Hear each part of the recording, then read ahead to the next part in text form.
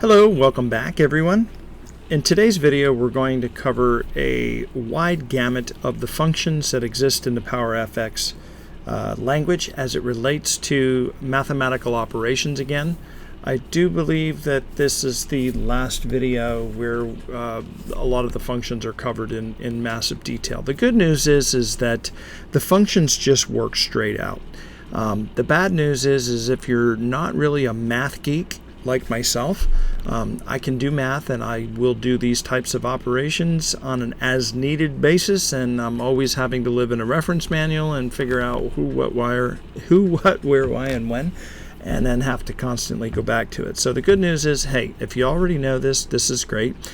Disclaimer, I am not a subject matter expert on mathematical operations. I can't give you normal experience insight based on how I've used these in the past, because I have never used these other than, I do lie. I've used pi and I've used this radian, I believe, once.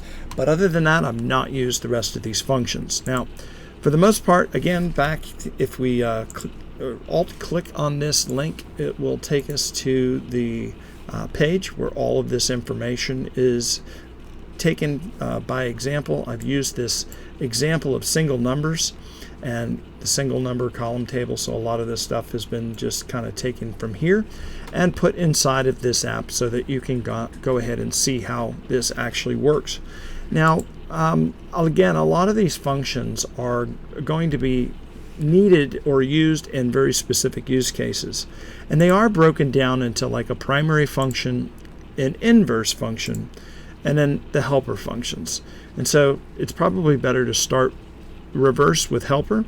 So if you look at this, this accepts basically a number, no additional parameters, and pi doesn't accept anything. It's just pi, and it just returns the number pi, so it's a constant.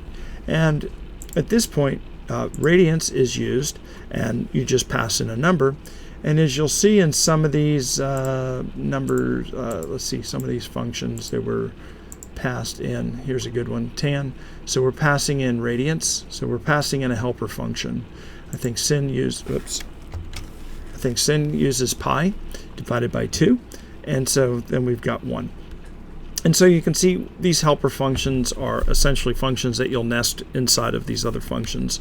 And as we continue along in the series, you're going to see nesting of functions quite heavily. Sometimes 6, 7, 8. I've got as many, I think, as 12 nested functions just to do something. And this is where I was making a comment in one of my earlier videos, not in the series, but something that I recorded, I think, within the last month, is that sometimes it's just easier to read regular programming language, because when you start getting into these nested functions up to 12 deep, it gets really, really hard to read. So formatting your code is absolutely essential. But coming back and reading it, figuring out which layer in the onion, at which level it is nested in, can be absolutely insane. But the good news is a lot of these are just straightforward math calculations. Again, if you know the math, I don't have to explain it to you because you already know about it, and you'll know in which particular use case that you would want to use it, because you know that you need to do that mathematical operation. Just know and be familiar with the documentation, where to find it. It is in here. And again, like I said, none of these functions take on a tremendous amount of parameters. Again, tan and sin, like, you can use these helper functions.